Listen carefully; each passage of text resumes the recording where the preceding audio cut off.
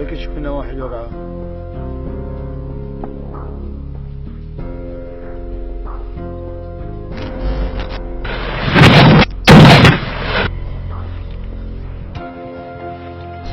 أنا القناص أبو تحسين الصالحي من لواء علي الأكبر فوج المختار، قناص من عام 1973 لحد الآن. أنا قناص حصلت على صيد في هذه المنطقة في جبال مكحول وفي بيجي. أصبح العدد لحد أمس 193 داعشي.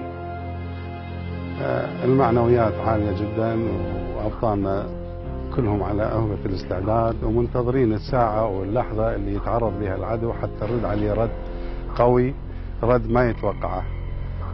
بالمناسبة اكو إعلام موجود وقنوات موجودة مقرضة تقول انه جبال مكحول بيد الدواعش. هذا كذب.